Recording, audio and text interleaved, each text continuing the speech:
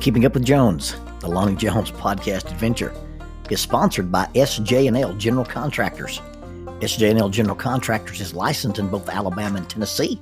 This family-owned business provides mass grading, storm drainage, sewer and concrete improvement, asphalt paving, erosion control, demolition, and heavy hauling. If you're in need of any of these services, you can contact them at 931-433-4660.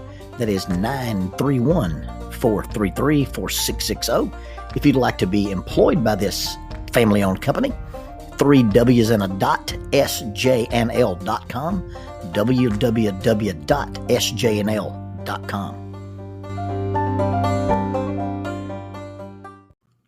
He'd been my next-door neighbor on Elizabeth Street in Oxford, Alabama, and we had decided that there would be several things that we would accomplish as adults. One, we would go to California and see a condor, and two, we would be stuntmen.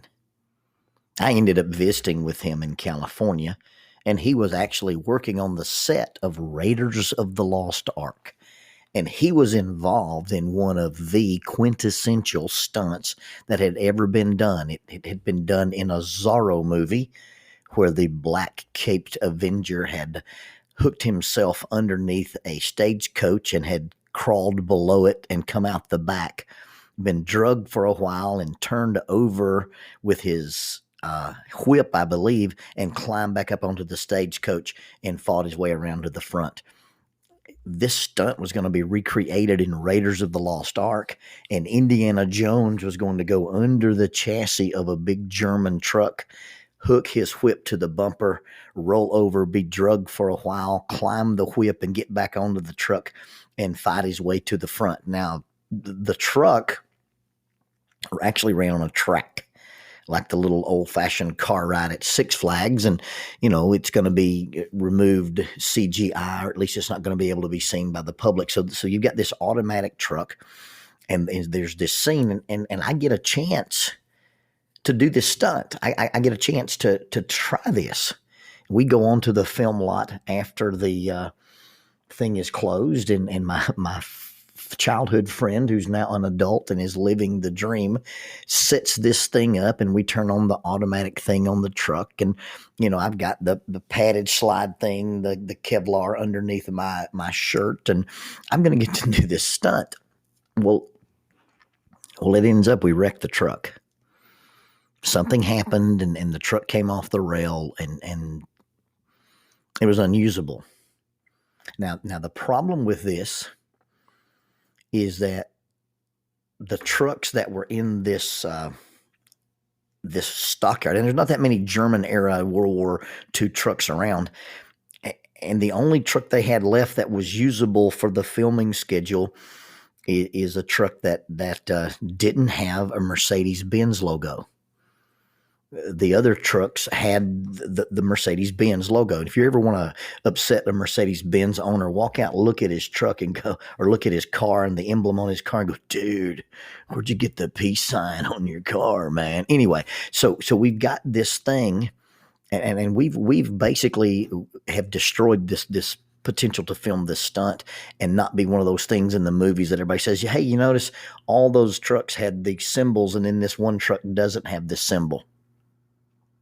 Well, in order to get my friend out of trouble, we filmed a super short clip that shows the gloved hand, the back of the Indiana Jones hat and the jacket, and he's climbing the front of this World War II era diesel truck, and he reaches up with that gloved hand and he grabs the Mercedes-Benz logo and tears it off. You'll notice that is a prominent scene in the movie.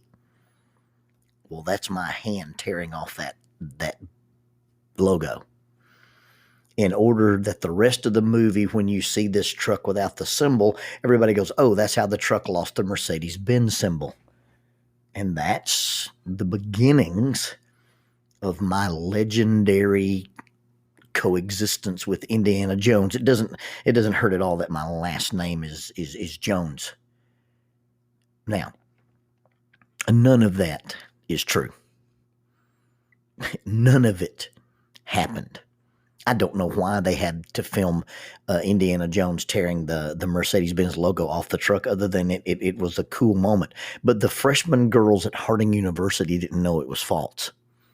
You see, we'd been sitting at the breakfast table that morning, and some girls who were pledging a club, and a club is the Christian school version of a sorority. These young pledges had come to us and sat down, and they had their little pledge books, and they said, Lonzo, our pledge mistress has told us that in order to earn so many points for this week's pledge assignments, we've got to find out the true story of you being in the Indiana Jones movie. And so there I sit, surrounded by cute, quote unquote, sorority girls, club girls, girls pledging this club. And on the spot, we create the legend of Lonnie Jones tearing the Mercedes-Benz symbol off the truck in Raiders of the Lost Ark. And it's absolutely fabricated on the spot. Nothing is true about it. But that's how rumors get started. And that's how you receive a collection of Indiana Jones hats. And that's how you end up airbrushing a logo that is the name Jones with a fedora on it. That's how you end up with a bomber jacket and a whip and a Kyber Bowie knife and every poster from every Indiana Jones movie ever made. That's how you end up with a guy named Robert Swain painting a picture for you after you and Robert spend the night in jail in Tupelo, and that'll be a different podcast, but you're dressed in an Indiana Jones costume, and he's dressed in an Indiana Jones costume, and it's an oil painting by Robert Swain, and the title is Alabama Jones and Oklahoma Swain in the Tupelo of Doom. And all of that urban legend starts with fabricating a story to a bunch of girls trying to get into a club at Harding University during their freshman year. And once you spin the tail and turn it loose, it's hard to recover that. I wasn't in that movie. I didn't do it. At some points when the girls got into the club, we told them, hey, we just made this stuff up. And we talked to the girls who were in charge of the pledges and said, these are the details they need to know in order to know they've actually talked to us and weren't just making it up on their own. And it was a game, but the game grew into this thing that I'm this chaotic version of Indiana Jones, and maybe the word is quixotic. I like the word chaotic, and you get the idea that Don Quixote was the man from La Mancha, and he had a delusional idea that he was a knight. He was a man of chivalry, and he ran around the countryside tilting with windmills. Well, I know I'm not Indiana Jones, and I know I wasn't in that movie. But people have accepted the fact that the Indiana Jones theme and the Indiana Jones logo and the Indiana Jones stuff is stuck to me. Well, that's how the association began to occur. It wasn't that I was out there at Harding pretending to be Indiana Jones, and it wasn't that I was out there claiming to be, some adventurer. It happened when some freshman girls stopped by the breakfast table one morning and said, you've got to explain this to us so we can make the girl who's in charge of the pledges happy. And we made up a story. And the story got legs. Truth, rumor, innuendo, fabrication. There's a children's song that says, oh, be careful, little eyes, what you see. And one of the verses says, oh, be careful, little mouth, what you say. Now, I'm okay with the fact that there's this urban legend going on about me in the Indiana Jones movie and being a stunt man. I'm okay with that. It works well for me. But what about if I said something about someone that wasn't true, or said something about someone that was unkind?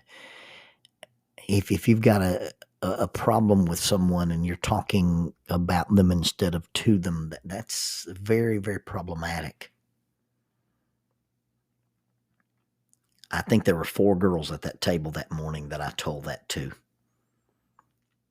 And you'd be surprised at the number of people who know that story and think it's true. You'll be surprised what kind of traction the story gets again now that it's been featured on an episode of the podcast. Well, I heard, someone said, I thought, this person that I know that knows you said they knew. You want to know the power of rumor? You know the power of innuendo? Even in the opening credits of the podcast, sometimes we talk about that we're going to tell the facts, the concepts, and the applications. And I give a warning that sometimes we're going to tell the story just like it happened, but we've heard our own stories from other sources, and they've been embellished. They're not the way that they actually happened, and it's not even close to how it actually happened. But that version is now the urban legend. That version is the thing that shows up. Take a feather pillow, stand in the back of a pickup truck, and let the driver start down the highway and get up to about 50 miles an hour, and then rip that pillow in half and shake those feathers out. And then spend the rest of your life trying to regather all those feathers and put them back into that pillowcase. And that's the power of a rumor. That's the power of a lie. That's the power of passing on something that is not true, or is not good, or is not kind, or is not noble. Because once that story gets out and someone decides that they believe it, they'll pass it on, and they won't check the veracity. They won't check to see, is it true or is it not true? Once that story gets out, bringing it back into truth, undoing the damage that it does, is just as impossible as gathering up all the feathers from the pillow that you shook out as you drove down the highway. If you could undo the damage, if you could go back and fix the truck stunt, the truck stunt with the pillowcase and the feathers, if you could bring the feathers back to the truck and you could put the feathers back in the pillowcase, if you could take the things that were not good and the things that were not right and the things that were not true, and you could really bring them back and make them good, right, and true, if you could pull that stunt off, that would be an award-winning performance. But like most stunts, they really don't occur in the real world. You really can't do that in the real world. They're impossible to do. And since it's impossible to regather the feathers, the most amazing thing would be to leave the truck stunt out of your movie altogether.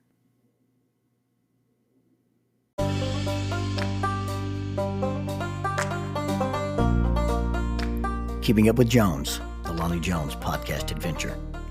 I am your host, Lonnie Jones. My wife Jackie and I moved to the city of Huntsville in 1986 for me to be a youth and family minister. I have been a minister since 1980. I have served in this community as a police chaplain assigned to a SWAT team since 1992, and I've been in private practice as a licensed professional counselor since 1998. I'm also an adventure educator and an avid outdoorsman. I dabble in rock climbing and I goof around with Brazilian Jiu-Jitsu. Our life has been full of many wonderful experiences and some just outright adventures. I used to write about those things in a little church bulletin article. So now instead of asking you to read those things, we're just going to talk about them in our podcast. And as we talk about them, we're going to talk about the facts. The facts lead to concepts, and the concepts lead to application. One caveat about the facts is, for the most part, we're going to tell you the facts just as they happened. But every now and then, we're going to tell you the way other people have told us they remember it happening, with a little bit of embellishment. It's all good, clean fun and for educational purposes. Thank you for listening, and we hope you enjoy Keeping Up with Jones.